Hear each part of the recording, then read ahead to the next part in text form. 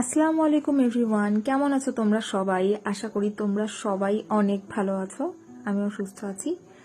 আজ তোমাদের সাথে সেই পরিচিত সানফ্লাওয়ারের ভিডিওটা শেয়ার করব।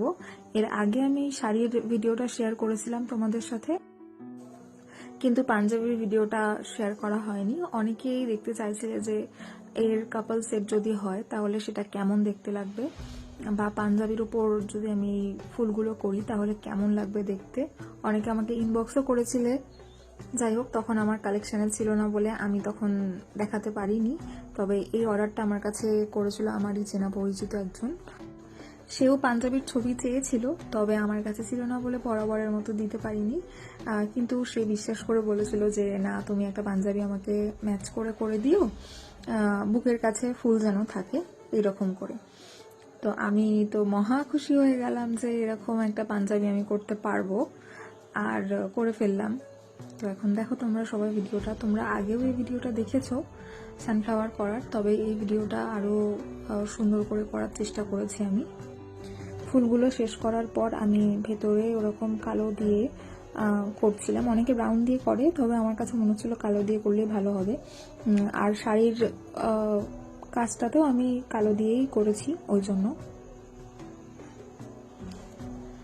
আর পরে আমি ডিটেলিংও অ্যাড করে দিয়েছিলাম পাপড়িগুলোতে, যাতে আরও ভাল লাগে দেখতে। তোমরা কিন্তু যে কোনো ধরনের কাপল সেট আমার কাছে অর্ডার করতে পারো। যে কোনো ফুলের, যে কোনো কিছুর, যে কোনো কালারের শাড়ি বা পাঞ্জাবি পেয়ে যাবে তোমরা আমার কাছে। তো অর্ডার করতেই পারো।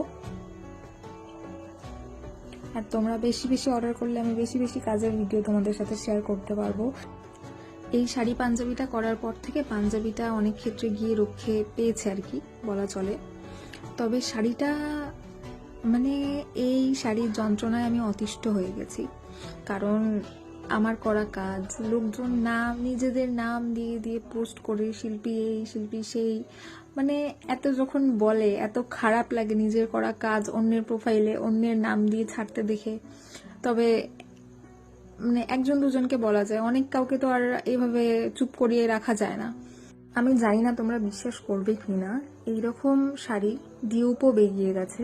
মানে এত এই শাড়ির চাহিদা ছিল, যারা রিসেল করছে আর কি এই শাড়িগুলো তাদের কাছে। তবে তোমরা একটু দেখে শুনে নেওয়ার চেষ্টা করো। অবশ্যই ডিউপ তো একদম সেম টু সেম হবে না, তার নিজস্ব পার্থক্য থাকবে। হাতে করা শাড়ি আলাদাই হয়, তোমরা সবাই জানো হাতের কাজ কতটা ভালো হয়।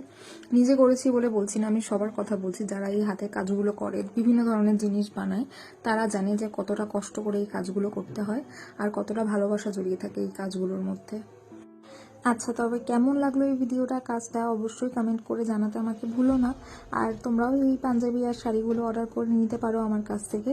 ইউটিউব চ্যানেল থেকে দেখে থাকলে অবশ্যই সাবস্ক্রাইব করে দিও, আর ফেসবুক পেজ থেকে দেখে থাকলে অবশ্যই ফলো করতে ভুলো না কিন্তু। টাটা।